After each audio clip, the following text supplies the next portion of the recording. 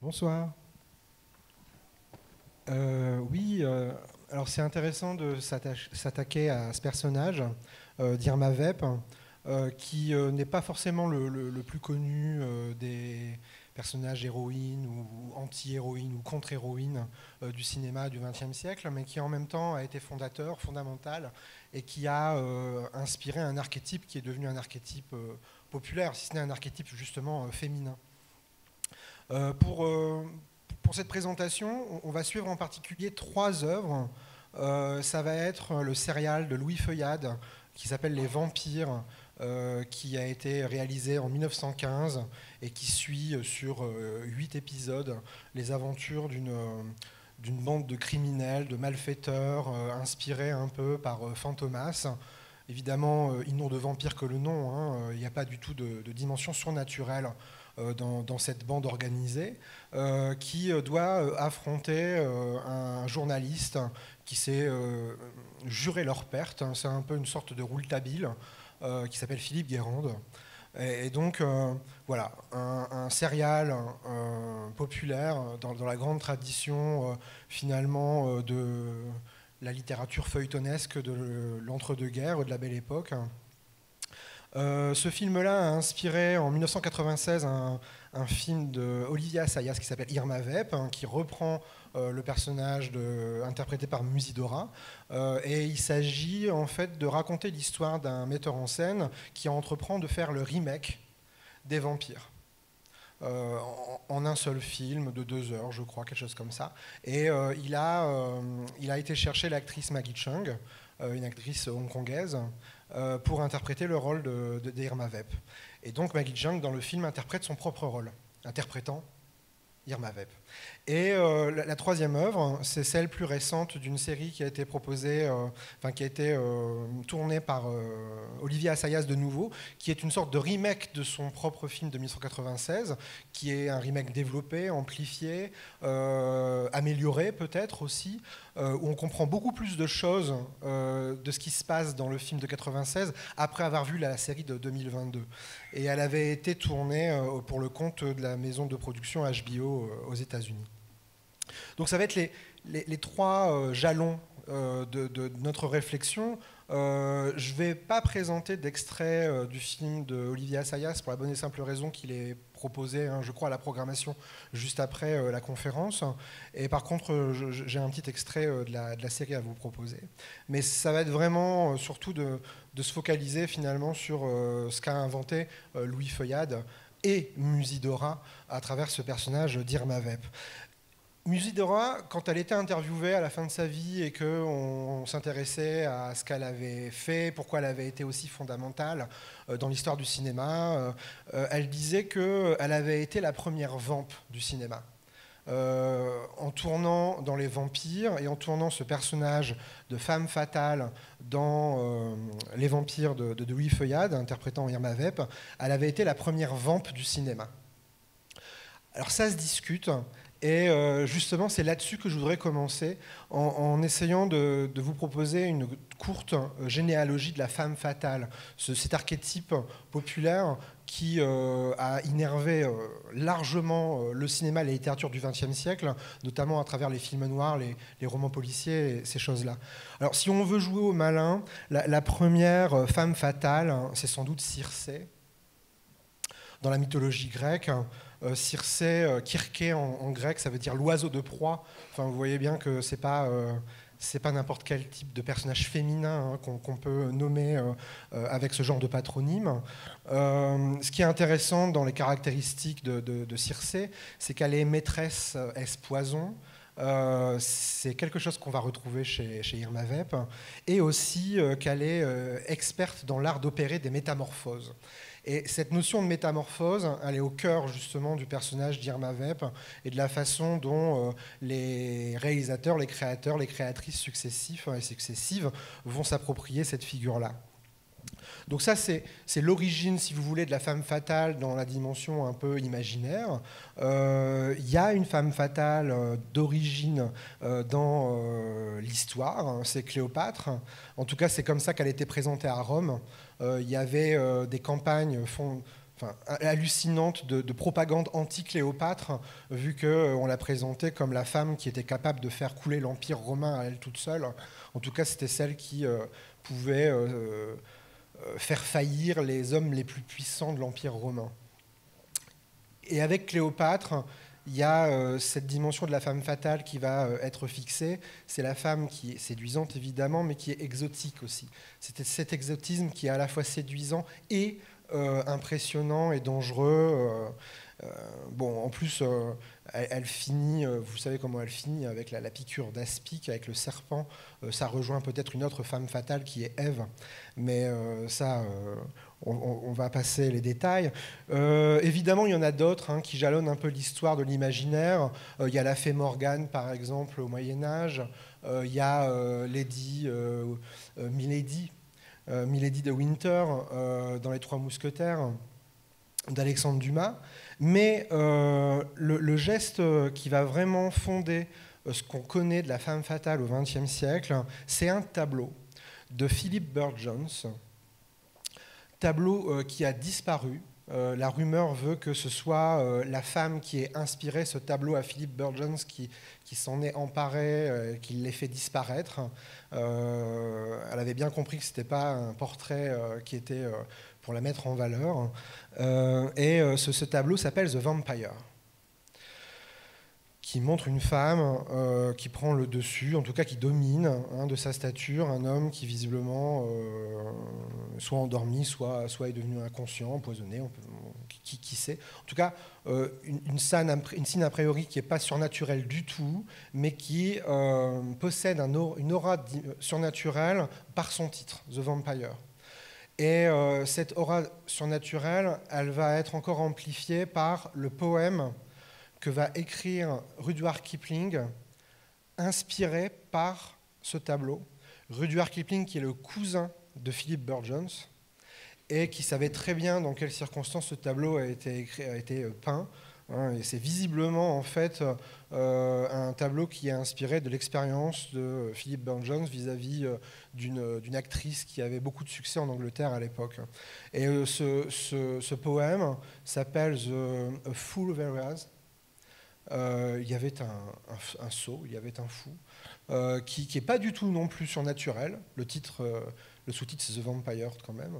Et ça présente l'histoire d'une femme qui n'a aucune considération pour un homme qui, lui, à l'inverse, se met en quatre, voire s'oublie et se détruit pour lui plaire.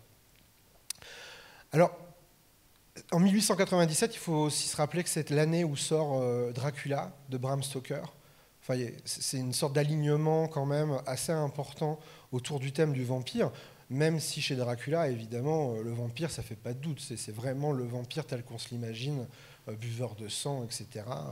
Là, ici, le vampire, c'est finalement la métaphore qui est choisie pour décrire un type de femme, la femme fatale. Ce tableau, même si nous, on n'en a aucune trace, il a été diffusé par le biais de gravures comme celle-là, et ça va rencontrer un écho fondamental, incroyable, à travers toute l'Europe, et même aux États-Unis. Et en 1909, c'est-à-dire 12 ans après la parution du tableau et du poème, il y a une pièce de théâtre de Porter Emerson Brown qui reprend le titre de Rudyard Kipling, A Fool There Was, et qui propose donc une sorte de mélodrame qui met en scène l'histoire qui est contée entre les lignes par le poème. Donc un homme qui tombe follement amoureux d'une femme et qui s'est détruit dans cet amour, tandis qu'elle n'a que du mépris pour lui et qu'elle l'instrumentalise jusqu'au bout. Cette pièce de théâtre, elle va à son tour avoir un succès phénoménal aux États-Unis, et elle va déboucher sur un film en 1915 de Frank Powell qui s'appelle comme la pièce et comme le poème A Fool There Was, et qui va être aussi quelquefois titré The Vampire. Donc on retrouve cette image du vampire, et pour les historiens du cinéma, les historiens de la culture populaire, etc., c'est ça la vraie origine du mot vamp. C'est ce film-là. Et Teda Bara, l'actrice qui interprète donc cette fameuse femme fatale, elle va devenir l'icône de la femme fatale au cinéma, en tout cas pour les États-Unis. Il y a des photographies d'époque promotionnelles qui sont assez rigolotes pour représenter l'impact qu'elle a sur les hommes et en particulier sur le personnage principal. Vous voyez qu'après son passage, il ne reste pas grand-chose. Y a une autre photo qui est intéressante parce que c'est le contre-champ du tableau. Vous voyez, c'est exactement la même posture, mais de l'autre côté. Sauf que le monsieur, il n'est vraiment pas en bon état.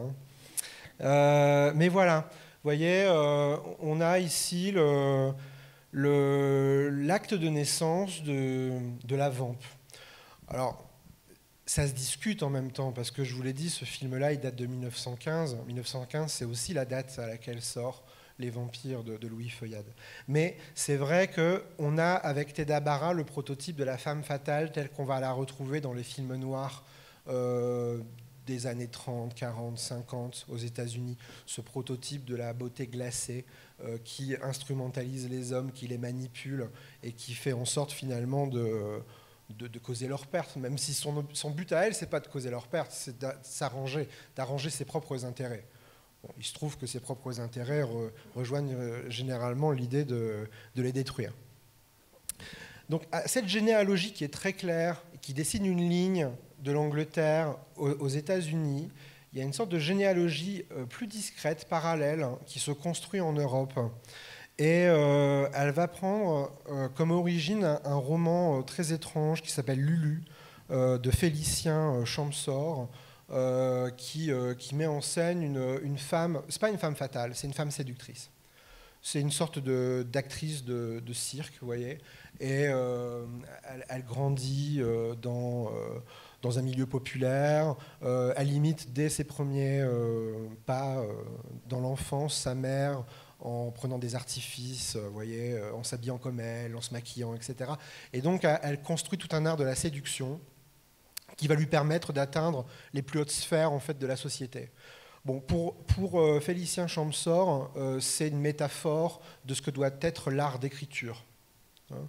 Donc, le maquillage, etc., en fait, c'est la beauté du style, hein, quelque part. Mais cette pièce, ce roman, pardon, va se retrouver adapté en pièce de théâtre dans le théâtre de Guignol, hein, le Grand Guignol, donc des théâtres un peu mélodramatiques, et souvent sensationnels. Et il y a un auteur allemand qui s'appelle Frank Wenkind, qui séjourne en France à la fin des années 1910 et qui va assister à cette pièce de théâtre qui est adapté de ce fameux Lulu. Et il est tellement marqué par cette histoire qu'il va écrire une pièce de théâtre qui s'appelle La Boîte de Pandore, toujours avec une jeune fille qui s'apprête, qui joue de sa séduction, etc., en toute innocence, sauf que son coup de génie, entre guillemets, c'est de déplacer le cadre de l'action qui va se situer dans un bordel, dans une maison close. Et cette jeune fille qui est tout à fait innocente, en tout cas, elle ne veut de mal à personne, elle va causer la perte de tous les hommes qui vont s'éprendre d'elle. Et ça va donner lieu en 1929 à un des grands classiques du cinéma européen, c'est Loulou. Hein, on revient au titre d'origine de Félicien Champsor, interprété par Louise Brooks, et qui s'appelle La Boîte de Pandore en Allemagne. Donc voilà, un des premiers prototypes européens, continental en tout cas, de la femme fatale, avec cette particularité qu'elle est totalement innocente. En 1911, il y a un roman qui s'appelle Mandragore, La Mandragore de Haworth, qui met en scène une histoire un peu similaire, sauf que là on est dans le surnaturel pur et dans le sordide absolu, parce qu'il s'agit d'une fille, une jeune fille qui est créée artificiellement, un peu comme Frankenstein, vous voyez, mais sauf que c'est un truc bizarre, il faut s'accrocher. Elle est créée à partir de la semence d'un pendu qui est inséminé artificiellement dans une prostituée sexuellement insatiable. Donc vous voyez, il y a un passif, quoi. La mandragore qui va en être, c'est un personnage tout à fait innocent, mais doux comme un ange, etc. Une beauté évidemment fatale. Et tous les personnages masculins qui vont s'approcher d'elle vont se détruire, quoi. Vous voyez, ces deux personnages-là, c'est un peu les patients zéro de la vamp. C'est les personnages qui détiennent le virus sans en être affectés eux-mêmes. Et vous voyez, il y a quelque chose qui germe dans l'imaginaire européen du début du XXe siècle et qui va peut-être donner naissance au personnage d'Irma Vep dans Les Vampires de Louis Feuillade. Alors, j'ai présenté un peu le récit tout à l'heure des vampires. Donc c'est vraiment en 1915 un récit qui est totalement improvisé. En fait, l'idée, c'est que la guerre ayant commencé, on ne sait pas trop dans quelle direction on va, et l'industrie cinématographique encore moins. Et pour apporter de l'argent à Gaumont, Louis Feuillade lui propose de faire un serial comme il sait bien faire. Il en a déjà fait un précédemment autour de Fantomas.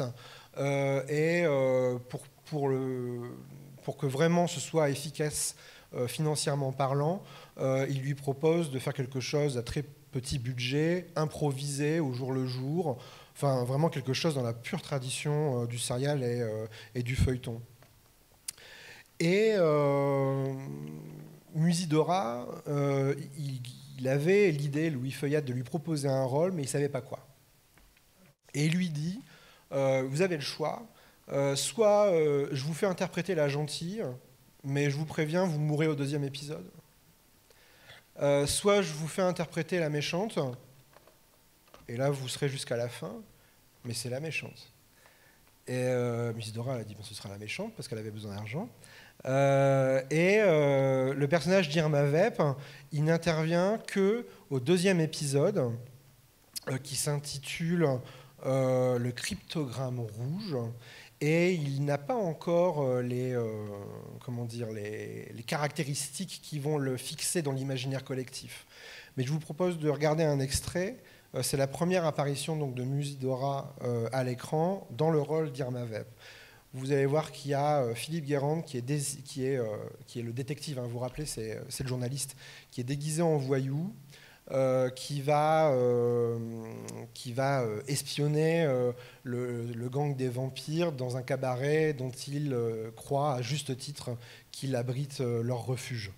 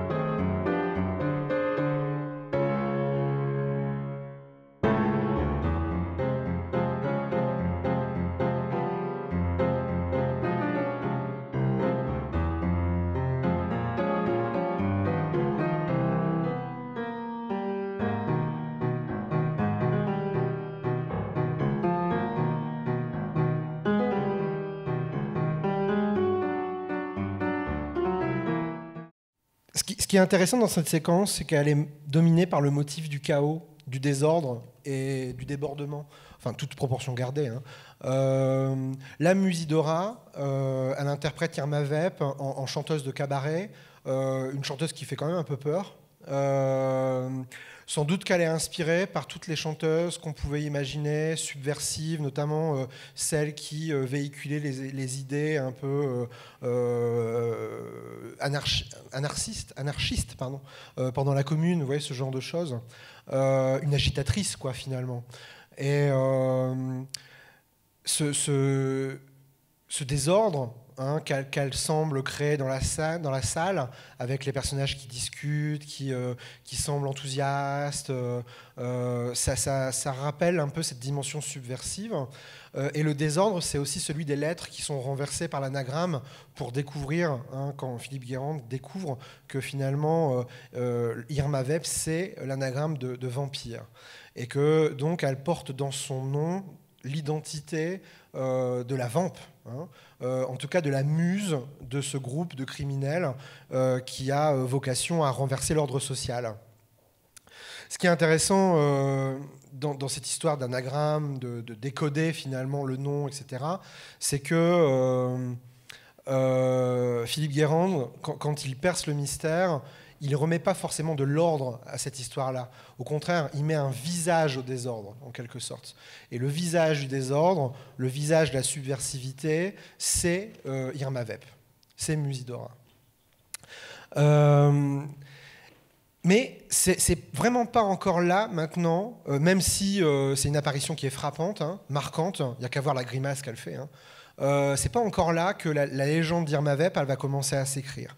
C'est bien plus tard, au 6e épisode, dans un épisode qui s'appelle Les yeux qui fascinent. Et c'est l'épisode l'extrait qu'on va voir maintenant. Il s'agit d'un extrait dans lequel Irma Vep est obligée de cambrioler, hein, la chambre d'un personnage assez important pour lui dérober des documents.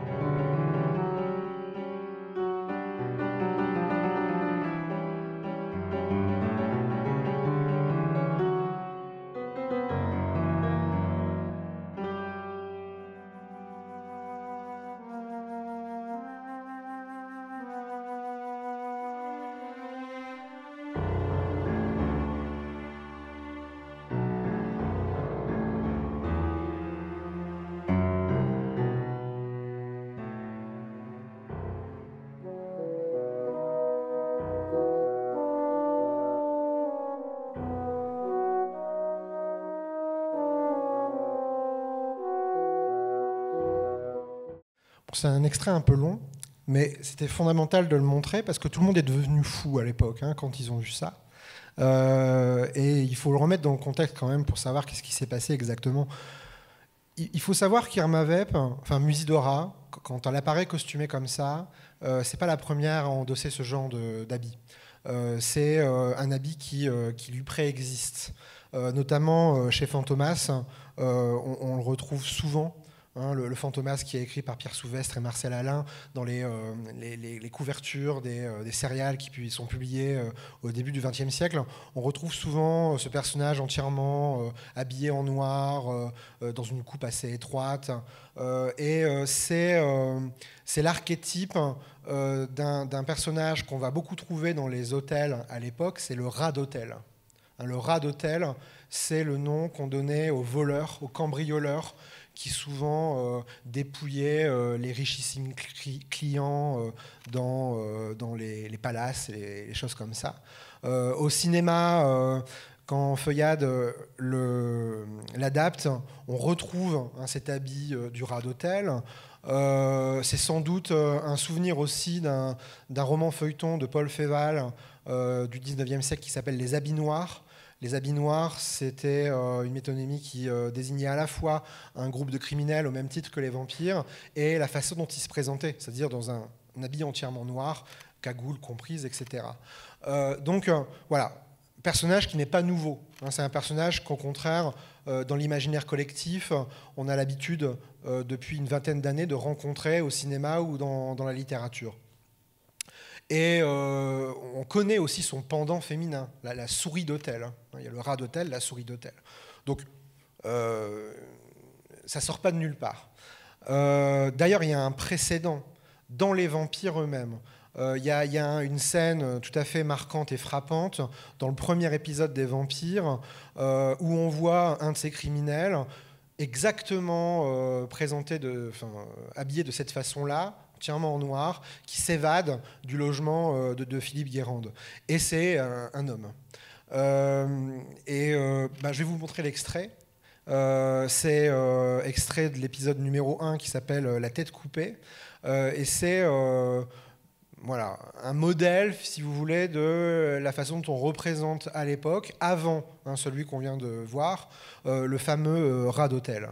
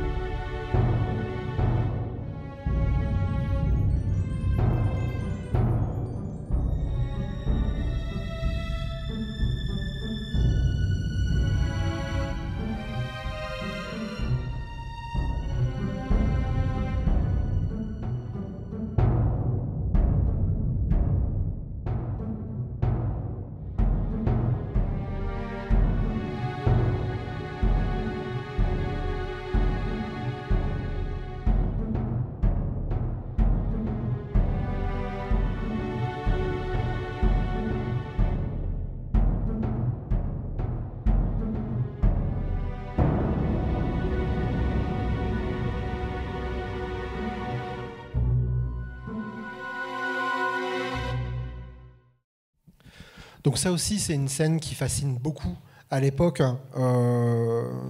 Cette façon de représenter les toits de Paris, cette ambiance menaçante, le fait que l'épisode se termine là-dessus. Enfin, vous voyez, on termine quand même sur une tonalité extrêmement mystérieuse. Et rétroactivement, c'est tellement évident que ça aurait dû être Irma Vep. C'est tellement évident que ça aurait dû être dans la continuité de ce personnage entièrement habillé en noir, féminin,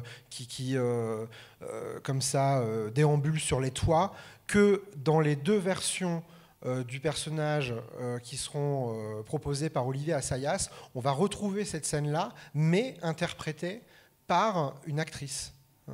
Dans la version de 1996, il y a une très belle séquence comme ça, que vous verrez peut-être tout à l'heure, où c'est une cascadeuse qui répète cette déambulation beaucoup plus spectaculaire d'ailleurs, parce que c'est presque du funambulisme. Et dans la version de 2022, c'est même ce qui a donné lieu à des images qui ont beaucoup tourné sur les réseaux sociaux au moment de la diffusion de la série et qui étaient voilà, une sorte de carte de visite promotionnelle en fait. Donc Irma Vep, c'est ça. Irma Vep, c'est cette femme qui est habillée en noir, qui déambule sur les toits de Paris, qui survole un petit peu les réalités de ce monde et qui agit en coulisses dans la nuit pour dérober les mystères de tout à chacun. Donc voilà, c'était tellement une évidence que ça aurait dû être elle, qu'Olivier Assayas corrige le tir, vu que c'est bel et bien ce que lui propose. Alors que c'est intéressant parce que chacun des deux metteurs en scène qui sont utilisés comme avatar de lui-même dans ces récits-là ont pour volonté et vocation de respecter à la lettre le récit de Louis Feuillade. Et ils en font quand même cette incartade en quelque sorte, vu qu'ils imposent ce personnage féminin envers et contre tout, alors que dans le modèle d'origine du film, c'était un personnage masculin. Bref, voilà, ce personnage donc, du rat d'hôtel ou de la souris d'hôtel préexiste à Irma Vep, et même si on n'en a pas beaucoup d'exemples de représentation féminine à l'époque, il y en a quand même au moins une, en 1913, un film qui s'appelle Protéa, de Prothée, le dieu de la mer, vous savez, qui est spécialiste aussi en métamorphose. Ce personnage de Protéa, c'est une sorte de cambrioleuse, espionne. C'est très clairement une façon de capitaliser sur la fascination qu'exerce en Europe le personnage de Mata Hari. Sauf que c'est un personnage positif. C'est une héroïne, c'est pas une méchante. Et Protéa, interprétée par Josette Andriot, qui était une athlète, c'était une artiste de cirque qui avait beaucoup travaillé avec les chevaux, etc. On la voit par exemple habillée de cette façon-là.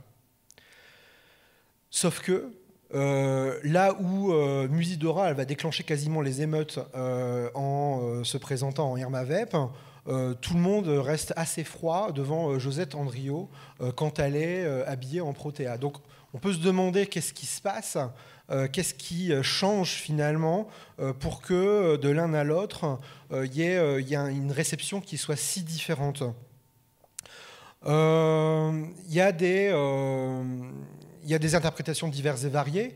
Le petit-fils de Louis Feuillade, par exemple, il disait que le génie de Feuillade, de son grand-père, donc, c'était la plastique de Musidora. Donc c'était le corps de Musidora. Donc ce qui changerait finalement, c'est pas la façon d'interpréter, etc. C'est en fait le corps de l'actrice. Musidora elle-même, elle le disait en des termes un peu moins choisis. Elle disait qu'elle était bien roulée. Et voilà, il se trouve que j'étais bien roulé. Voilà. Et le troisième facteur qui intervient, c'est que là où Josette Andriot portait une combinaison en coton, Musidora exige de porter une combinaison en soie, qui va lui être taillée, semble-t-il, selon la légende, donc par Paul Poiret, ça c'est certain, mais ce qui se raconte, c'est que ça a été taillé à même son corps. Donc vous voyez, il y a quelque chose qui devient beaucoup plus érotique par le choix des matériaux, par l'histoire même du costume, et puis par ce qu'en dit finalement Musidora elle-même. Ce qui change en fait, c'est la façon d'appréhender cette interprétation du rôle et ces petits détails minuscules qui vont tout changer finalement. Et elle a raison d'une certaine façon, parce que les faits l'ont montré, cette séquence, elle va poser problème, il va y avoir un scandale. La préfecture de Paris interdit la diffusion du film et elle suspend même le tournage de la suite des Vampires. Donc vous voyez, il y a quelque chose ici qui se cristallise, qui est problématique dans la façon dont Irma Vep apparaît à l'écran. Et il y avait un journaliste, je crois, qui avait dit que Irma Vep, dans cet épisode, n'était pas nue, elle était pire que nue. Alors, qu'est-ce que c'est que pire que nue, finalement ? Il y a quelque chose là-dedans, évidemment, qui est de l'ordre de ce qu'est l'érotisme. Hein. On est dans quelque chose qui montre sans rien laisser voir, et quelque chose qui est exhibé, qui en même temps est intégralement occulté, caché. On ne dissimule rien et en même temps on expose tout. Vous voyez, il y a cette nuance et ce paradoxe qui est constant et qui est mise en scène d'ailleurs dans l'extrait. Je ne sais pas si vous vous rappelez, hein, quand elle cherche la carte au trésor, elle est là comme ça, les mains sur la hanche. Je dis mais qu'est-ce que c'est que ce bordel, où est-ce que c'est ? Elle pose la main sur la table où il y a une nappe en noir, hein, et à travers la nappe, elle appréhende le document, elle sent le document. Et il y a quelque chose ici qui est de l'ordre justement de l'érotisme de son costume. C'est-à-dire qu'à travers l'occultation, hein, de la soie noire, etc., en fait, rien ne nous est caché. On appréhende tout. On appréhende le fait que Musidora, bah ouais, elle était bien roulée. Ce côté très ambigu entre le visible et l'indiscernable, ça rejoint une théorie de Marcel Duchamp qu'il a commencé à exposer en 1912 et qui s'appelle l'inframince. L'inframince, pour lui, c'était le nom de ce qui apparaît pour disparaître. Enfin, c'est lui qui dit ça. Hein.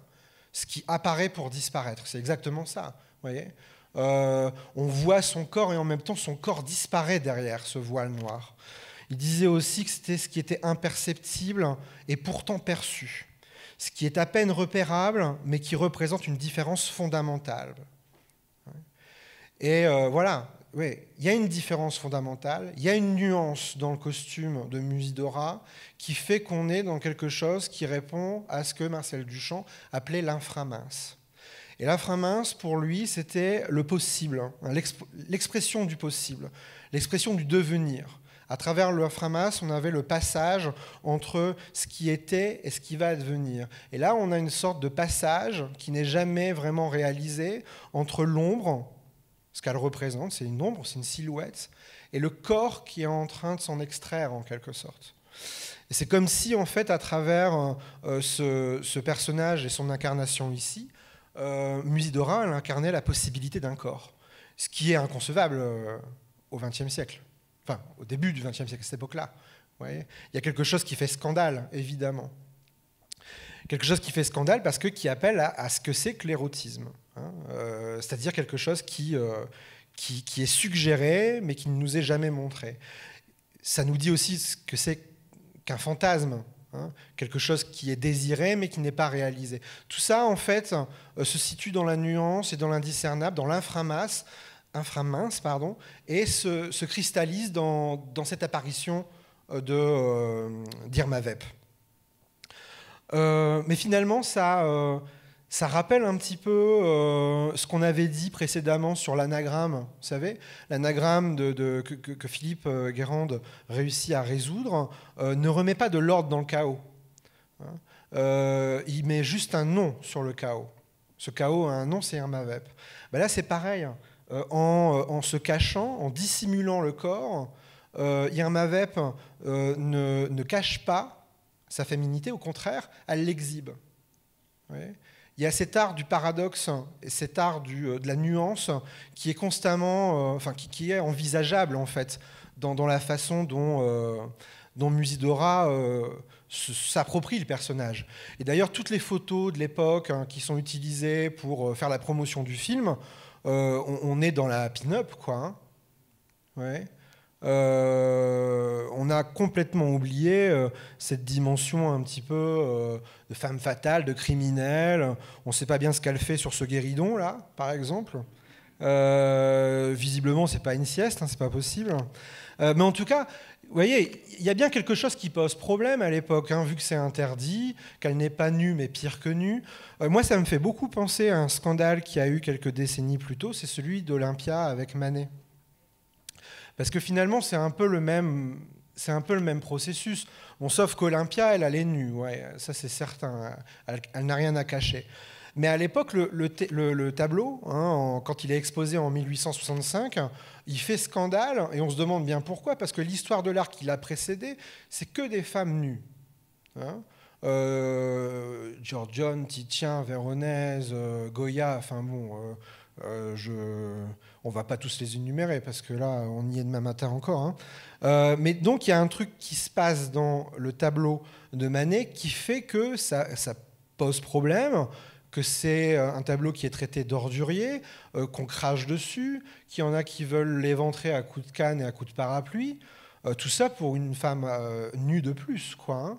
Hein. Et on sait pourquoi, hein, en fait. C'était qu'auparavant, quand on peignait, hein, c'est ce qu'Émile Zola a dit avec une formule quand même assez impactante, quand on peignait une femme, c'était pas des femmes, c'était des déesses. Et donc, le côté déesse, le côté surnaturel, le côté idéal était un alibi. Vous voyez, il n'y avait pas d'érotisme là-dedans, vu qu'en fait, c'était un personnage mythique ou mythologique qui était représenté.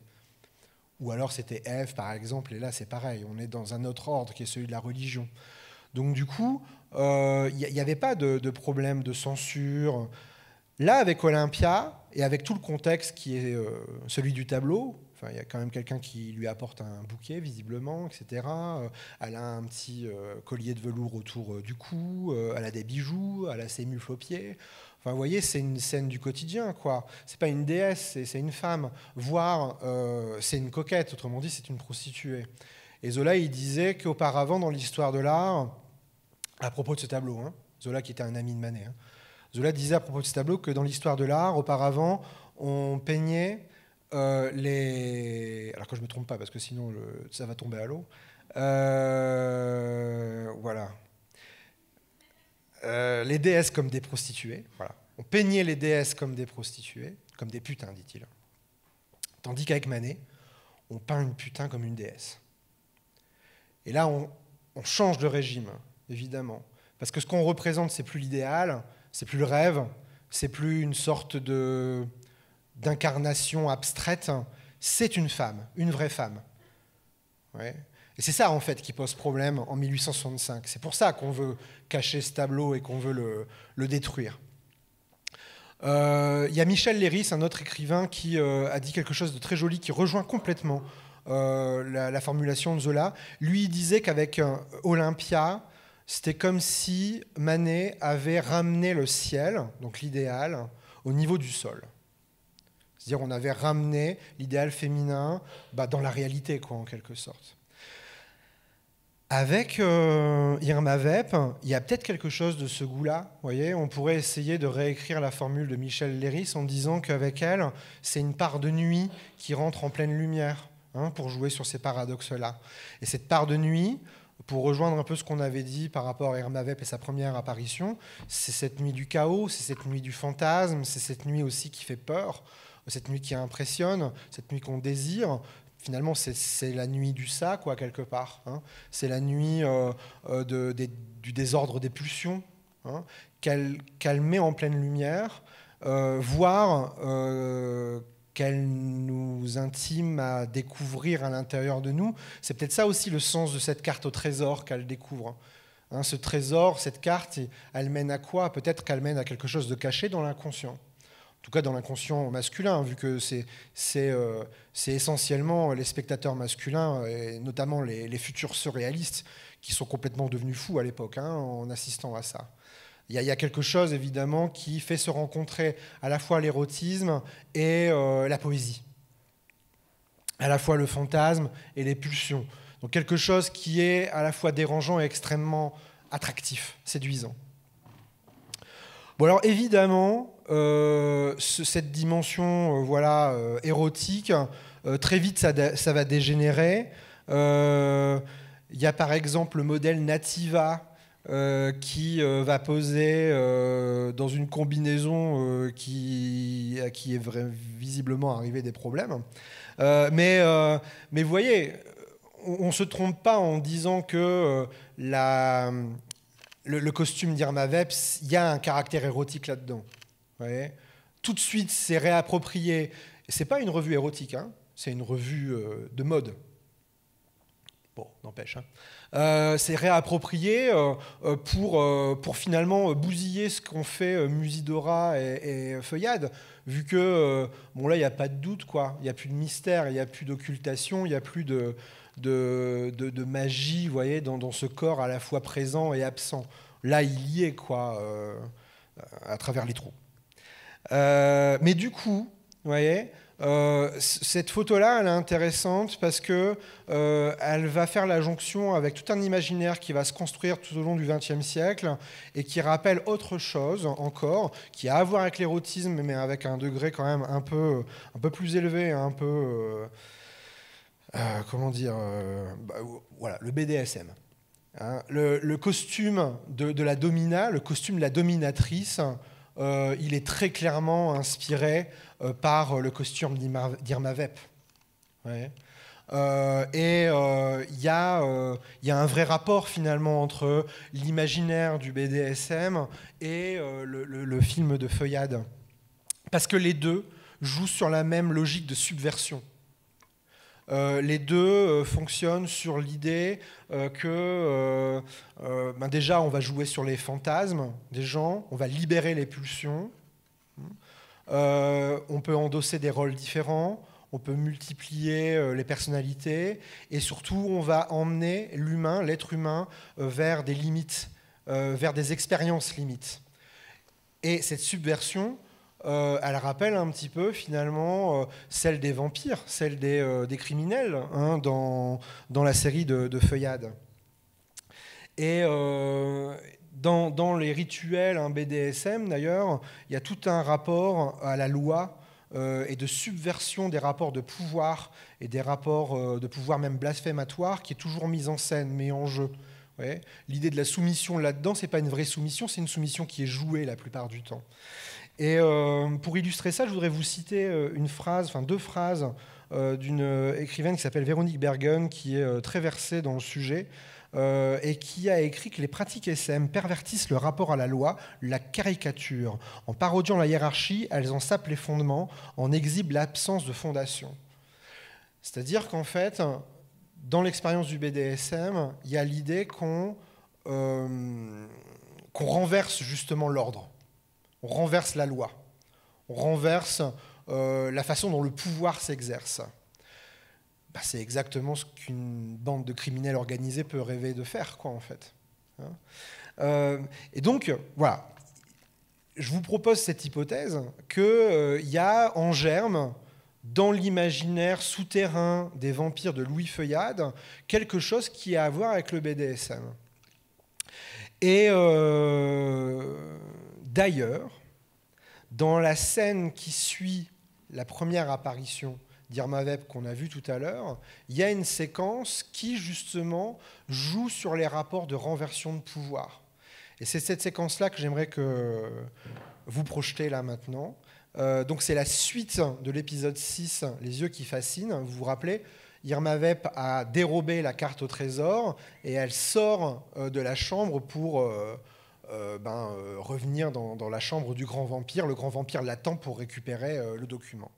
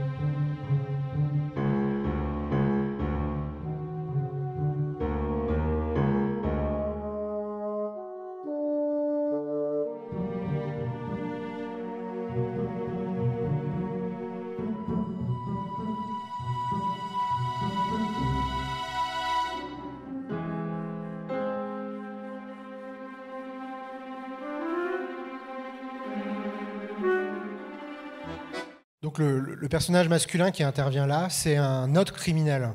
Il n'appartient pas du tout à la bande des vampires, il s'appelle Moreno, c'est un concurrent. Et c'est pour ça qu'il intercepte en fait Irma Vep, c'est pour lui dérober ce que recherchait la bande des vampires. Vous voyez qu'il y a une interversion des rôles là, parce qu'auparavant, Irma Vep, dès sa première apparition, dès l'épisode 2, elle apparaît comme une sorte de femme forte qui est dominatrice. En tout cas, c'est elle qui inspire les vampires. Son nom même, c'est Vampire. Enfin, vous voyez, c'est elle le gang, en quelque sorte. Les grands vampires, d'ailleurs, les chefs du gang, ils vont se succéder, ils vont tous mourir les uns après les autres. Mais elle reste toujours jusqu'à la fin. Donc, c'est vraiment elle, le mal incarné, en quelque sorte. Vous voyez. Et là, d'un coup, le registre change, vu qu'elle est violentée, elle est malmenée, elle est dominée, elle tombe sur quelqu'un de plus fort qu'elle, visiblement. Et ce qui est intéressant dans la suite, c'est qu'on va apprendre que Moreno est amoureux d'Irma Vep. Donc, vous voyez, ce côté amour-haine, le fait qu'elle passe un petit mauvais quart d'heure quand même là, et qui est associé avec le désir que lui éprouve pour elle, qui est plus qu'un désir charnel. Il veut que ce soit un couple, quoi. C'est vraiment un souhait qui est formulé très très vite dans la suite de la série. Et donc voilà, ce côté dominatrice-dominée, ça a beaucoup aussi interpellé à l'époque. Ce changement de rôle, ce changement de registre, ce renversement des rôles. Et ça correspond aussi à l'imaginaire du BDSM. Les rôles sont jamais immuables. Au contraire, les rôles s'intervertissent toujours. En tout cas, il y a quelque chose qui, dans l'imaginaire de l'époque, va se cristalliser. Et c'est cette scène-là en particulier qui va devenir un peu l'étendard des vampires. D'ailleurs, la seule vraie affiche qu'on a de l'époque, et qui n'apparaît que... Enfin, c'est l'affiche en fait, de l'épisode Les yeux qui fascinent. L'affiche qui a survécu au temps, c'est celle-là. Et elle représente cette scène. Ouais. De manière complètement poétique et surréaliste. Parce que là, elle lève à moitié les bras. Donc on ne sait pas, quoi. Elle est en train de voler. Il y a même un truc qui ressemble un petit peu, on pourrait y voir comme une sorte de préfiguration à Twin Peaks, je dis bien, à la fameuse loge. Vous voyez, avec ce rideau là, comme ça, derrière elle, et puis les fameux yeux qui fascinent, les yeux de Moreno que vous voyez dans l'angle à droite, en haut à droite. Donc il y a une scène étrange, vous voyez, de voyeurisme, d'abandon, quelque chose qui est vraiment de l'ordre d'un érotisme surnaturel, surréaliste en tout cas. Là, on voit bien que les surréalistes, pourquoi ils sont devenus tous complètement fous en voyant cette série et cet épisode-là en particulier, c'est que ça éveille plein de choses chez eux, ça leur parle, mais au plus profond d'eux-mêmes, quoi. En tout cas, vous voyez, c'est quand même ça, cette scène où l'héroïne qui incarne le mal, qui est celle qui domine jusqu'au bout, qui est un danger permanent pour Philippe jusqu'au 8e épisode, jusqu'à la fin, jusqu'à la dernière seconde, c'est là où on la représente la plus vulnérable. C'est quand même curieux. Encore une fois, un art du paradoxe et de la nuance qui est particulier. En tout cas, cet imaginaire BDSM, il va être très clairement mis à l'honneur dans le film d'Olivia Assayas en 1996, parce que Maggie Chang, quand elle fait l'essayage du costume d'Irma Vep, déjà ce n'est plus un costume en soie, c'est un costume en latex, et cet essayage se fait dans un sex shop. Et c'est bel et bien, du coup, un costume de pratique sadomasochiste, en fait. Bon, c'est à la fois très serré, pas assez. Enfin bon, une séquence d'essayage qui est très très drôle. Vous voyez d'ailleurs que l'actrice sur ce photogramme semble assez dubitative de ce qu'elle est en train de vivre. Mais en tout cas, Olivia Assayas, à ce moment-là, il rend très clair l'idée que dans les vampires de feuillade, il y a cet imaginaire BDSM qui est en train de germer. Et dans le remake qu'il en propose sous forme de série en 2022, il y a une séquence assez hallucinante dans le premier épisode où il y a l'actrice qui doit incarner Irma Vep, qui est censée être une actrice hollywoodienne, qui a eu une aventure précédemment avec une assistante, avec son assistante, mais ils se sont quittés, etc. Visiblement, tout le monde dit, la rumeur veut que Mira, le personnage de l'actrice, ait utilisé son pouvoir pour séduire son assistante, c'est-à-dire qu'elle ait dominé son assistante et qu'elle ait joué des rapports de pouvoir pour la séduire et puis pour pouvoir profiter d'elle. Et au moment où cet extrait commence, il y a l'assistante en question qui, depuis, s'est mariée avec un réalisateur hollywoodien. Pour elle, tout est oublié. Elle vient rendre visite à son ancienne amie. Et vous allez voir, c'est une séquence assez curieuse. You're wearing the costume. Yeah, they need me in the catsuit. Show me. No. Come on. Please. No. Show me how hot you are. You know how hot I am. Quite well. I forget. Oh, you do? Take off your coat.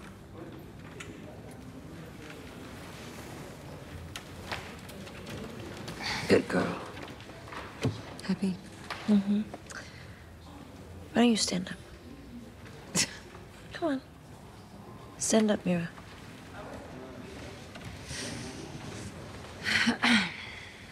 And now do it like you used to do it for me. Do it.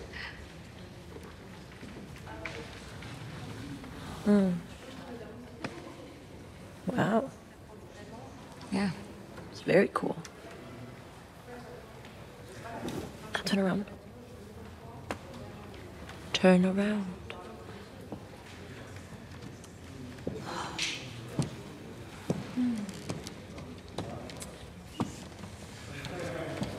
Ta-da. They're looking at me. I like when they look at you, It's embarrassing. but you're turned on. I don't want the crew to see me like this. I know you and you're turned on. I don't know. You could sit. I'm happy.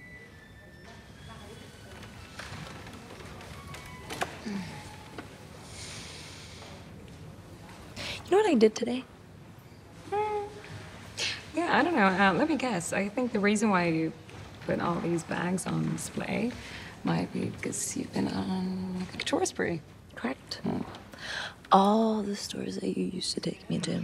Back when I was doing the buying and you were schlepping the bags. Mm-hmm. Yes. And now you have your revenge. Oh, no. No, no, no. My revenge is to feel like I have you wrapped around my little finger. You do. I know. Sit back.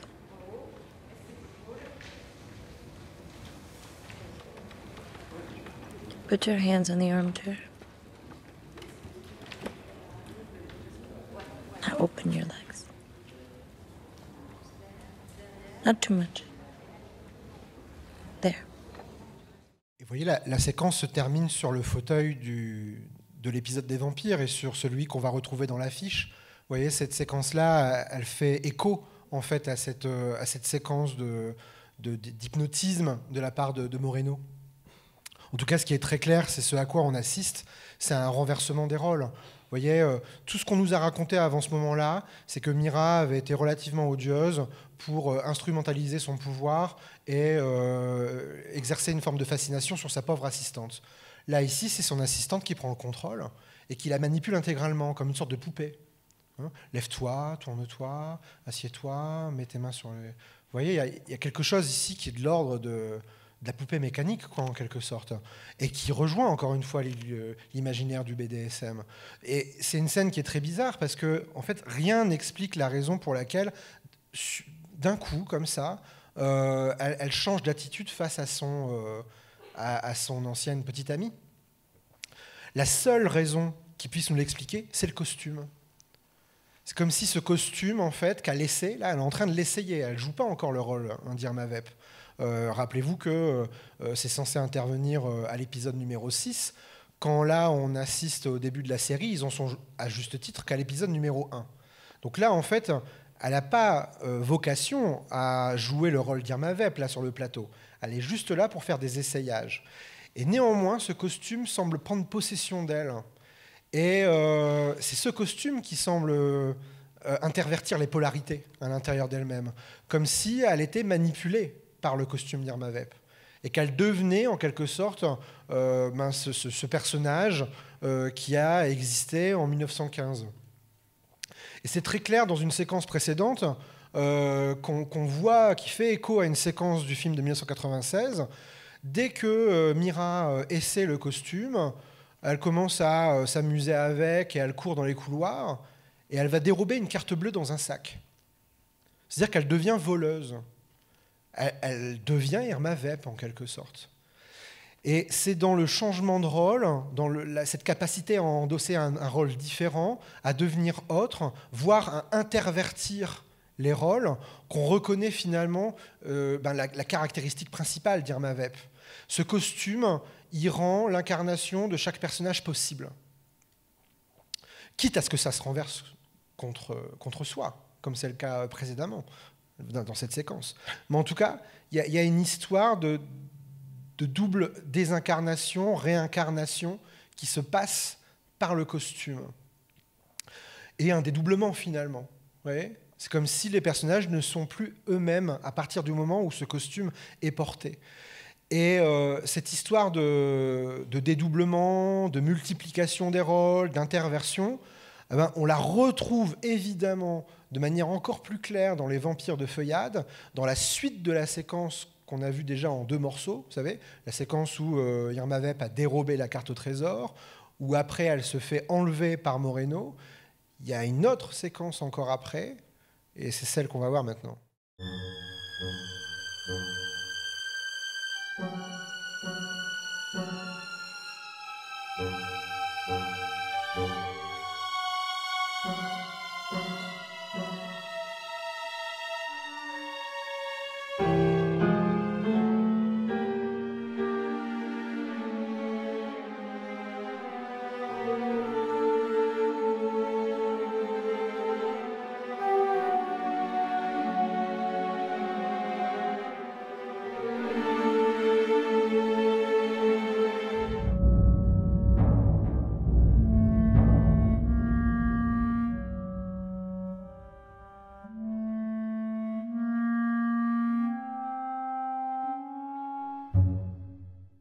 Donc il y a une deuxième Irma Vep, cachée dans le coffre.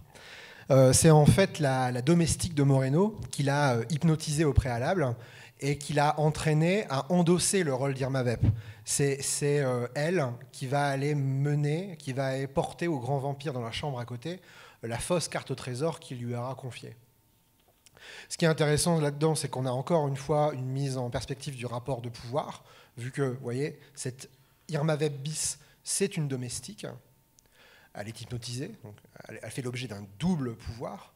Cette séquence un peu folle où elle est extraite de la malle devant la vraie Irma Vep qui, elle, est assoupie On a une scène qui est complètement surréaliste, un peu onirique. On se demande pas si c'est pas elle qui rêve et qui se dédouble. Vous voyez, il y a quelque chose encore une fois qui a dû faire germer énormément de choses dans l'imaginaire des surréalistes.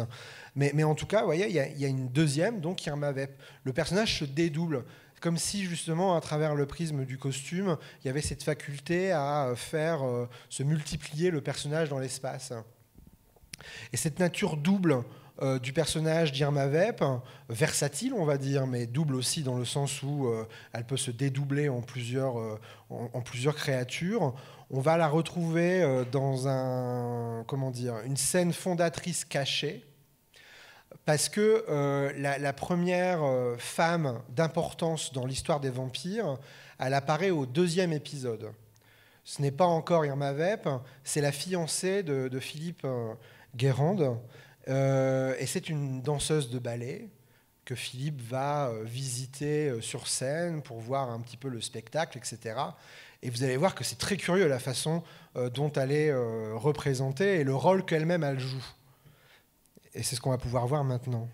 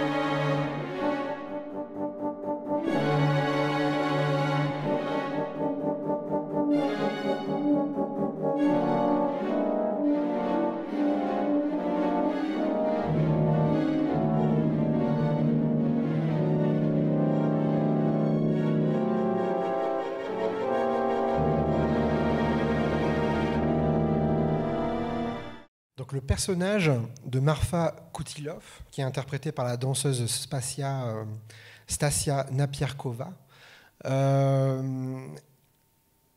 beaucoup la confondent avec Irma Vep. Souvent, quand on représente Irma Vep dans Les Vampires, on a tendance à reprendre ce personnage-là, donc avec les collants toujours, et puis les ailes de vampire, quoi, les ailes de chauve-souris. Or, pas du tout. C'est pas du tout Irma Vep telle qu'elle apparaît 4 épisodes plus tard, quand même. Et c'est très curieux qu'il y ait cette sorte de préscience d'origine cachée en fait d'Irma Vep à travers ce personnage de danseuse qui est précisément donc la fiancée du héros, la fiancée de celui qui combat les vampires, qui combat Irma Vep. Il y a un rapport louche, suspect, ambigu, vous voyez, d'attraction répulsion du coup qui lie forcément Philippe avec Irma Vep dans cette perspective là. Vous voyez qu'à la fin, elle se sent pas bien, ouais, parce que le grand vampire, pour punir Philippe Guérande, qui les embête et qui contrarie leur plan, lui a offert une bague, qui est une bague empoisonnée, et donc elle meurt empoisonnée sur scène. Alors, Il y a autre chose qui est très curieux, c'est que autant l'apparition d'Irma Vep dans son costume dans l'épisode 6, ça va déclencher un scandale inouï, on arrête tout, il ne faut plus tourner la suite des épisodes, etc. Autant en fait cette scène-là n'a posé aucun problème. Mais c'est le même rapport qu'il y a avec la peinture précédente Olympia et Olympia. Là, c'est pas une femme qu'on voit, c'est un personnage fantastique. Voyez, c'est une chimère, c'est un vampire, donc il n'y a pas d'érotisation du corps, il y a une forme au contraire d'idéalisation du personnage à travers le rôle qu'elle a, un rôle qui est surnaturel, voyez, et qui ne permet pas de se rattacher à la matérialité du désir.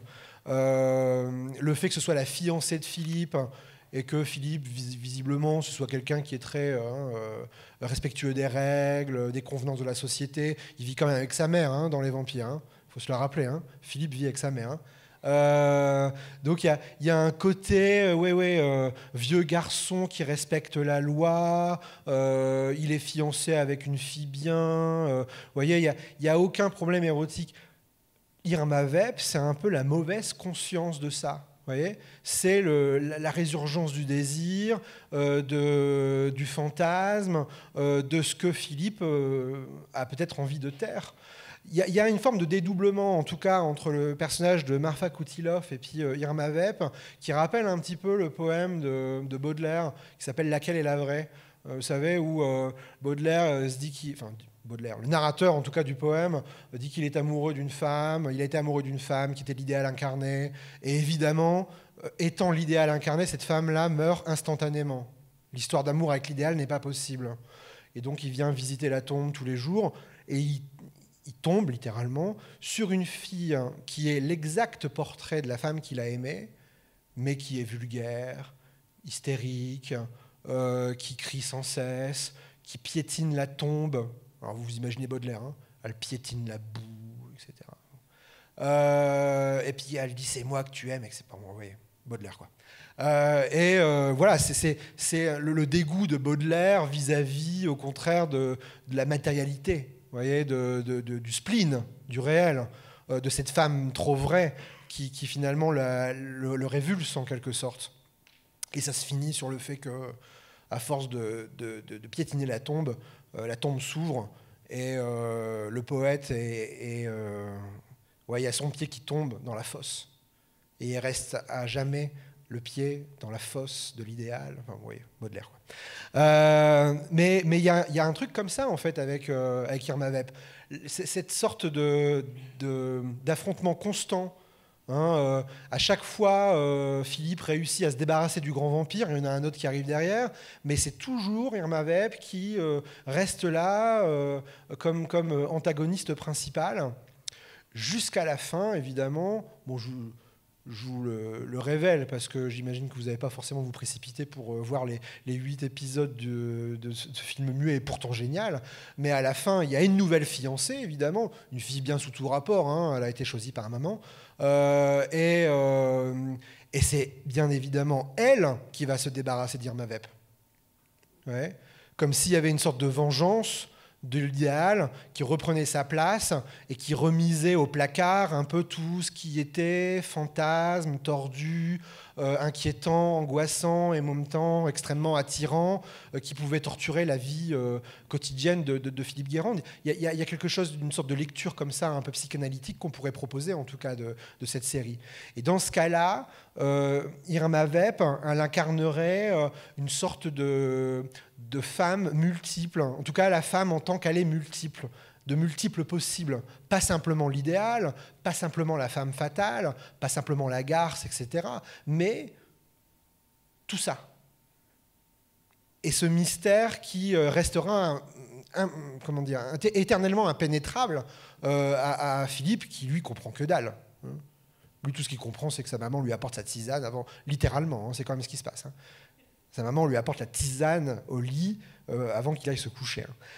Donc, évidemment, il a un rapport particulier avec l'image de la femme. Ce rapport particulier, c'est Irma Vep. Vous voyez ? Attraction, répulsion, ce rapport multiple qui se coïncide dans cette silhouette mystérieuse.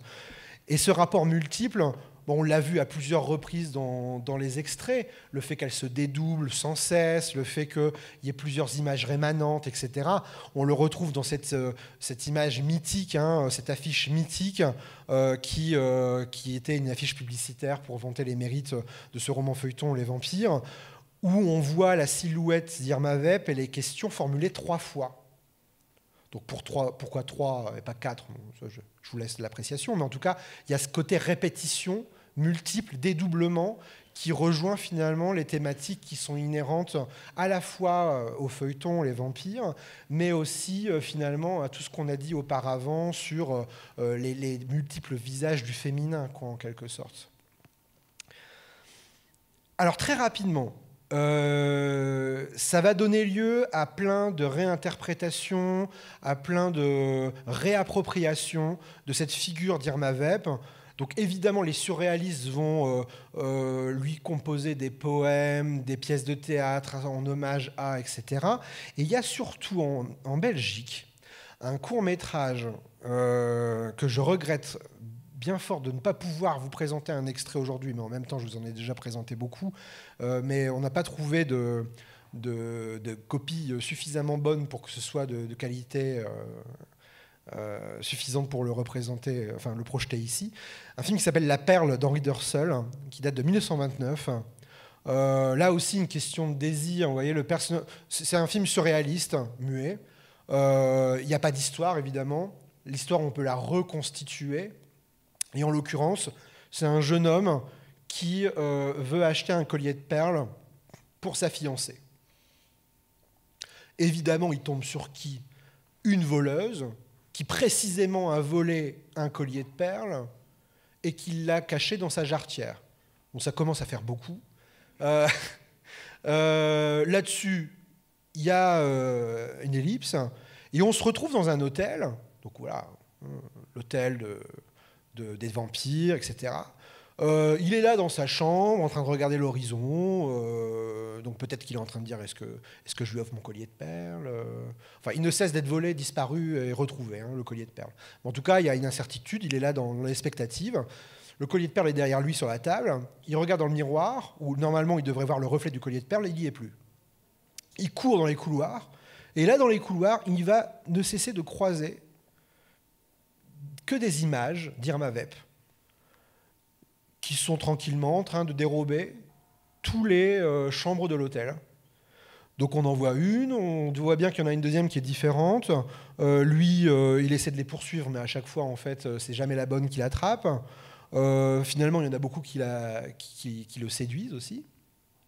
Vous voyez là, c'est le festival d'Irma Vep. Et là, vous en voyez que 3, hein. Mais en réalité, il y en a plein. Il regarde dans la chambre, il y en a 3-4 qui passent derrière. Donc ça me semble évident, quoi. C'est le désir, en tout cas c'est quelque chose qui le travaille, qui le hante, et c'est comme si en lui dérobant son collier de perles, le cadeau qu'il est censé faire à sa fiancée, c'est comme s'il lui dérobait littéralement son désir, parce que le désir qu'il a pour sa fiancée lui est dérobé pour un désir pour quelqu'un d'autre. Pas quelqu'un en particulier, mais quelqu'un... Voilà, qui incarne cette voleuse, qui incarne cette femme multiple, qui incarne cette femme un petit peu mystérieuse, en fait, pour une Irma Vep, n'importe laquelle. Hein. Il a le choix. Hein. Mais voilà, il y a quelque chose quand même qui est une vraie relecture en fait, des vampires par rapport à ça. Hein. C'est pas juste on reprend le personnage d'Irma Vep parce que ça nous fascine. Il y a une vraie compréhension des tensions qu'il y a à l'œuvre dans les vampires et qui sont projetées à la manière d'un rêve dans La Perle d'Henri Durzel. Vous pouvez le voir sur YouTube, notamment la version la meilleure, en tout cas en termes de qualité d'image, c'est celle qui est tronçonnée en 4 parties. La séquence dans l'hôtel, elle est quand même assez hallucinante parce qu'on a l'impression qu'elle porte en germe la séquence de l'hôtel dans Shining. Il y a quand même des travelling comme ça dans l'hôtel qui sont très curieux. Et il y a une séquence dans une baignoire, une séquence de douche, qui rappelle carrément Psychose. Donc est-ce que Kubrick et Hitchcock ont vu La Perle ? Je n'en sais rien. mais ça fait quand même rêver à une sorte de filiation possible. En tout cas, au-delà des surréalistes, qui est quand même un courant d'avant-garde et qui est un courant assez restreint à l'époque, hein, pas forcément très diffusé, on retrouve un peu un personnage similaire à celui d'Irma Vep, notamment dans les pulps aux États-Unis. La fameuse série des Weird Tales. Là, ici, c'est une illustration qui est proposée par une grande artiste qui s'appelle Margaret Brundage, qui est proposée pour une nouvelle qui s'appelle The Vampire Master. Donc, vous voyez, on retrouve quelque chose qui est comme un écho d'Irma Vep, avec toujours cette perspective de la vampe, en tout cas du vampire, en ligne de mire. Et ça date de 1933. Cette image-là, elle va devenir iconique. Aujourd'hui, on la trouve dans des t-shirts, on la trouve dans des posters, et ça a été une image qui a été vraiment extrêmement importante pour la pop culture du XXe siècle. Bon, pendant la guerre et tout ça, bizarrement, Irma Vep, on l'oublie un peu. Et même en Europe, c'est surtout aux États-Unis, à la suite de Weird Tales, qu'on va retrouver des images d'elle. Il y en a une très belle interprétation dans une comédie loufoque de Frank Tashlin, l'auteur de La Blonde et moi, qui s'appelle Artiste et modèle, dans lequel il y a un personnage qui est interprété par Jerry Lewis, qui est un petit peu immature, et dont la passion, c'est de lire la bande dessinée qui met en scène les aventures de Bat Lady. Or, il se trouve que la voisine de Jerry Lewis, c'est l'illustratrice du comic book, et sa colocataire, c'est celle qui lui sert de modèle pour la fameuse Bat Lady. Et donc, Jerry Lewis va faire la rencontre de son idole. C'est vraiment l'incarnation de ce qu'il désire. Ça va lui faire évidemment extrêmement peur. Et quand il va découvrir que derrière, quand il va rencontrer celle qui en est l'incarnation, en tout cas la fameuse colocataire, il ne va pas la reconnaître. Et on retrouve cette tension, vous voyez, entre l'image fantasmée et l'image réelle. Et l'image réelle, chez Jerry Lewis, elle est rejetée. Lui, ce qui l'intéresse, c'est de retrouver à chaque fois la Bat Lady. Donc voilà, c'est comme ça qu'elle est représentée. Une sorte de réécriture de Marta Kuliakov. Et c'est Shirley MacLaine qui l'interprète. C'est la secrétaire, justement, de la maison d'édition qui publie les aventures de Bat Lady.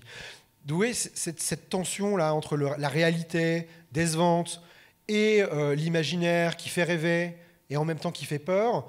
Ça rappelle aussi, finalement, les tensions qui étaient à l'œuvre dans Les Vampires. Elles sont compliquées encore par un autre dédoublement, parce qu'il y a une femme fatale, une vraie. Bon, je ne vous raconte pas les circonstances, parce que sinon on ne s'en sort pas, mais il y a une femme fatale, une vraie, qui va s'approprier le costume de Bat Lady et qui va essayer de séduire Jerry Lewis. Et Jerry Lewis, en fait, va se rendre compte que c'est une fausse Bat Lady, parce que la vraie Bat Lady, en fait, c'est sa voisine. Il a compris ça maintenant.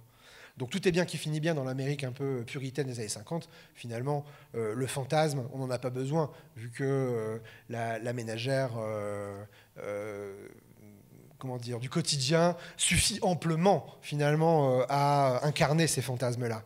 En tout cas, ce qui est curieux, c'est que cette histoire de fantasmes, de dédoublement, d'inquiétude, d'épulsion, etc., c'est vraiment dans la comédie qu'on va la retrouver dans les années 50 et 60, et notamment de nouveau chez Jerry Lewis, avec un film absolument génial qui s'appelle Le tombeur de ces dames, un film dans lequel Jerry Lewis, qui vient de subir un chagrin d'amour duquel il ne se remet pas, on l'engage pour être l'homme à tout faire d'une sorte de pension de famille qui n'abrite que des jeunes femmes.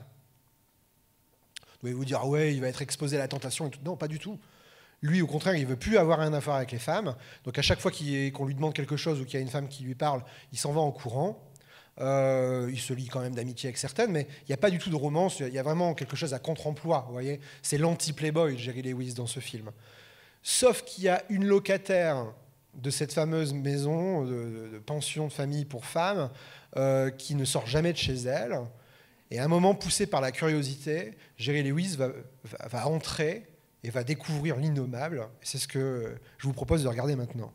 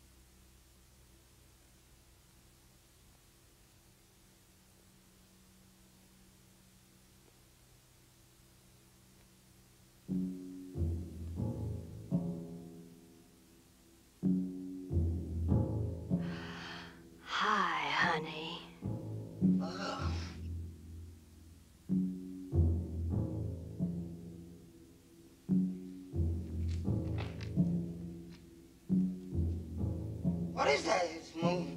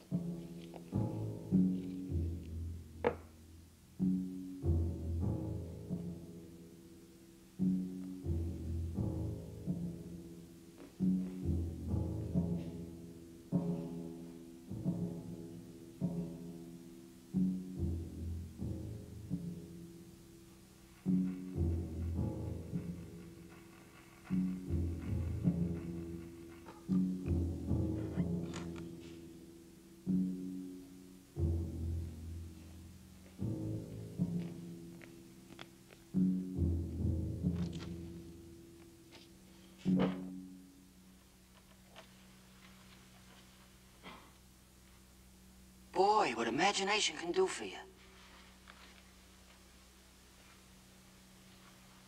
Mom! Bon, ça se passe de commentaires peut-être. Hein. Mais vous voyez, on a quand même toutes les cases qui sont cochées par rapport à l'image de la femme fatale. Là, on a en plus cette idée d'animalisation. Miss Cartilage, on ne sait pas très bien ce que c'est. Est-ce que c'est une sorte d'araignée féminine ou une femme araignée, enfin, vous voyez, quelque chose comme ça. Suspendue au plafond par une corde, quand elle se déplace avec la corde dans la main, on a l'impression que c'est un truc d'instrument sadomaso, encore une fois. Il y a quand même tout un imaginaire qui continue à aller dans cette direction-là. Et puis ce qui est intéressant aussi, c'est que au-delà de sa capacité de transformation, la femme fatale, elle apparaît là-dedans comme étant une sorte de catalyseur de métamorphose et de transformation de l'environnement de l'individu. Comme si elle rendait son réel absolument mouvant.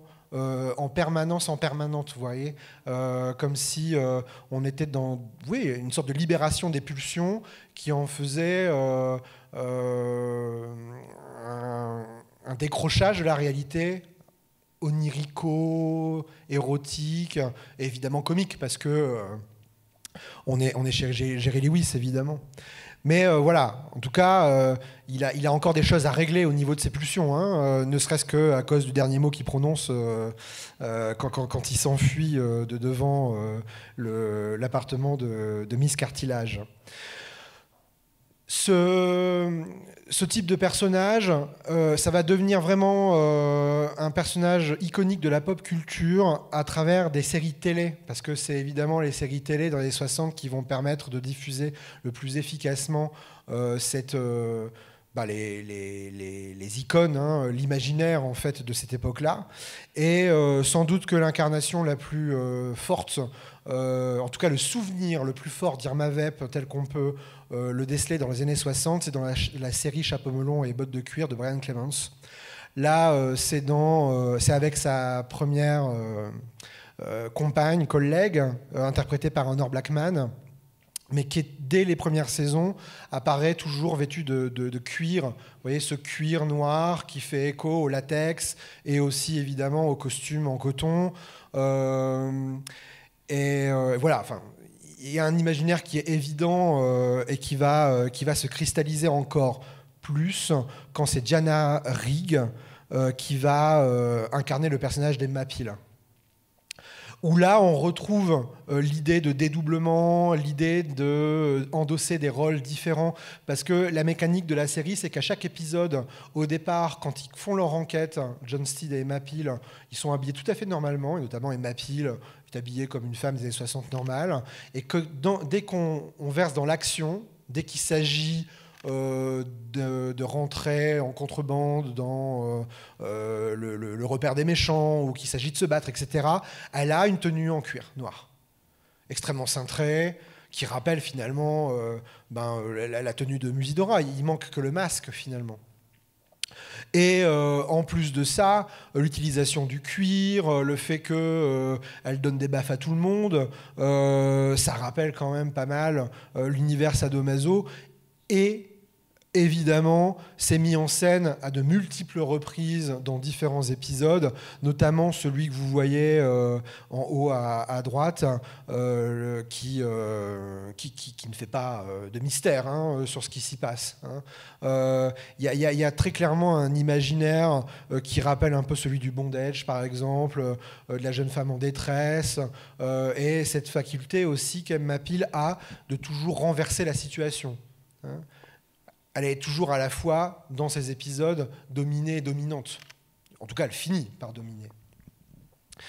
Et ce motif du cuir, qui est dans l'ADN de la série, parce que c'est dans le titre, en tout cas en français, va laisser place à d'autres combinaisons par la suite, dans les années 65, par exemple, quand elle va se revêtir de combinaisons un peu plus sportives, un peu plus 60s, les fameux Emma Peelers, parce que c'est quand même son nom qui est donné pour donner une terminologie comme ça à ce type de costume.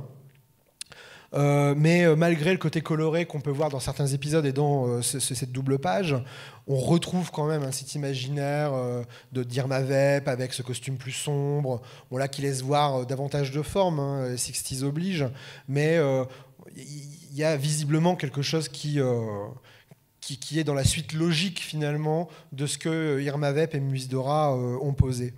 Et à travers ce qu'incarne Emma Peel dans la série, il va y avoir évidemment plein de réappropriations, notamment dans les comic strips, à travers le personnage par exemple de Modesty Blaise, qui est un peu moins connu aujourd'hui, mais c'est une espionne, voleuse, exactement comme Protea, exactement comme Mata Hari, et on retrouve cette combinaison moulante, noire, qui est à la fois héritée d'Emma Peel et d'Irma Vep. À droite, vous avez la Veuve Noire, Black Widow chez Marvel, qui apparaît à la même époque, et avec ce costume qui, là aussi, rappelle beaucoup de choses, quoi. D'où est-ce que ça a été puisé exactement? Sans doute pas chez Irma Vep, mais Irma Vep en est l'origine directe.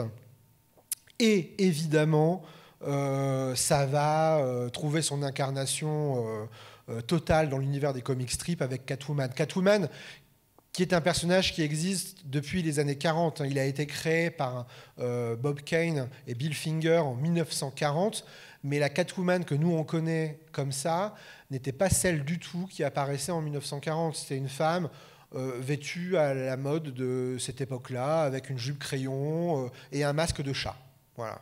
Rien à voir avec cet imaginaire-là, qui va aussi dans la direction évidemment de l'érotisme et du BDSM. Vous savez que la série des Batman des années 60, c'est une série quand même très kitsch, dans le sens où kitsch camp, justement. Vous voyez, on joue sur les clichés homosexuels, enfin, et des déviances et des perversions possibles et variées, mais en s'en jouant dans cette série-là. Et donc, Catwoman va être interprétée par 3 actrices différentes. Dans les années 60, il y a Julie Newmar, ensuite Eartha Kitt, qui est une actrice afro-américaine. Ça, c'est intéressant parce que régulièrement, Catwoman est interprétée par une afro-américaine dans la suite des adaptations de Batman au cinéma. La dernière en date, The Batman, c'est Zoé Kravitz qui l'interprète.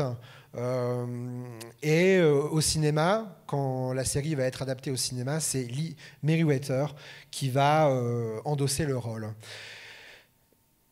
Et donc c'est là que la vraie Catwoman que nous on connaît va naître, et c'est en hommage à elle que Tim Burton va la faire intervenir dans Batman le défi, Batman Returns, qui est davantage... les 2 films de Tim Burton, le premier et celui-là, sont davantage adaptés finalement de la série télé que des comic books. Et la façon de faire intervenir le personnage de Catwoman dans le film est assez intéressante. Et c'est peut-être le dernier extrait que je vais vous présenter parce que l'heure tourne. Et on verra comment on pourra conclure après ça.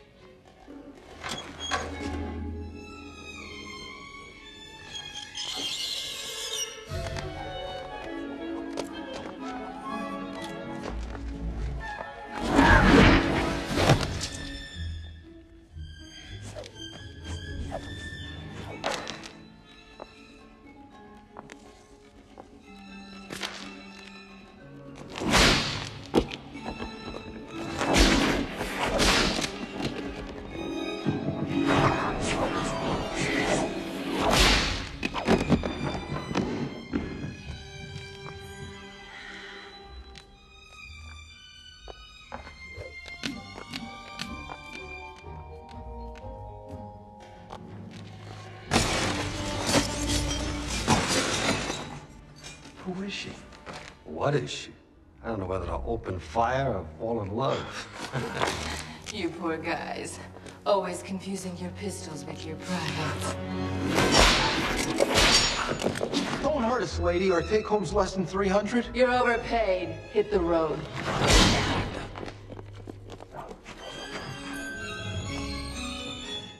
Il y a beaucoup de choses à dire par rapport à Irma Vep en fait dans cet extrait-là, parce qu'on retrouve plein de thématiques qu'on a abordées par rapport à la série de Feuillade et les vampires. Bon, déjà, on retrouve un peu l'imaginaire BDSM. Bon, ça c'est évident. Le costume, il est en latex en plus, donc ça laisse pas de place à une confusion dans l'imaginaire. En tout cas, celui des années 80 et 90, c'est très identifié. Le fait qu'en plus il y ait ces coutures apparentes qui renvoient à la psyché un peu torturée de l'héroïne de Selina dans la vie privée de tous les jours. Le fouet, j'en ai parlé. Et donc cette image, c'est pas un objet de désir. Loin de là, quoi. C'est une image de subversion, une image qui cherche à s'amuser, à détourner et à détruire aussi d'une certaine façon l'image de la femme traditionnelle. Vous voyez, il y a cette séquence où, avec son fouet, elle décapite 4 mannequins, 4 modèles de la féminité telle qu'elle est acceptée, en tout cas imposée, normée par la société. Donc voilà, on leur coupe la tête. Vous voyez, on coupe la tête du modèle de façon à se libérer de cette entrave qui nous est imposée, qui est imposée aux femmes par la société. Et tout ça par le prisme du jeu, par le prisme de jouer un rôle. Vous voyez, elle s'amuse comme une petite fille avec son fouet en jouant à la corde à sauter. Tout ça n'est pas sérieux pour elle. Et en même temps, c'est infiniment sérieux parce qu'on parle de la condition des femmes. Et c'est en particulier le cas quand elle fait face aux deux policiers qui se moquent d'elle, hein, parce qu'ils mettent en scène la femme comme objet de désir. Vous voyez, est-ce qu'il faut avoir peur ou est-ce qu'il faut éprouver du désir pour elle? Là aussi, elle se retourne contre ça, elle se retourne contre cette image imposée du patriarcat, on pourrait dire, pour imposer au contraire l'image d'une féminité libre, multiple, complexe, mais qui n'a rien à... comment dire, qui ne doit rien en fait au regard masculin quelque part. Et c'est peut-être en ça que cette séquence, elle fait le plus écho à Irma Vep et à Musidora des origines, parce que Musidora, même quand elle dit ah oui, ça a marché parce que j'étais bien roulée, elle le dit aussi de certaine façon un peu de manière ironique, parce que ce qu'elle dit aussi derrière, c'est que évidemment qu'elle s'accepte, elle s'impose comme image de fantasme érotique, etc.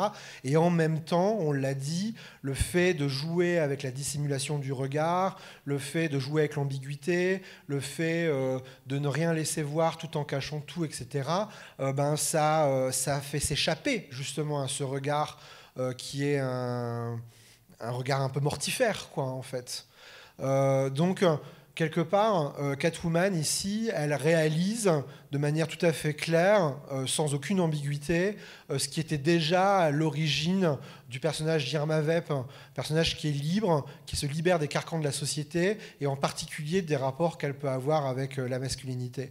Mais dans tous les cas aussi, ce qui est intéressant, c'est que c'est une féminité qui est multiple. Ouais. Catwoman, c'est pas que Catwoman, c'est aussi Selina. Et c'est les deux, en fait, à la fois.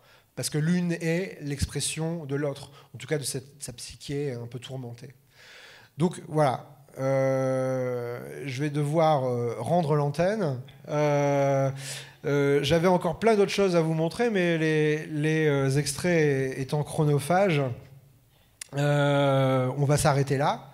Mais je pense qu'on a pu faire une sorte de voyage comme ça à travers les fantasmes du XXe siècle qui peut être satisfaisant pour comprendre l'impact qu'a pu avoir Irma Vep et Musidora encore aujourd'hui.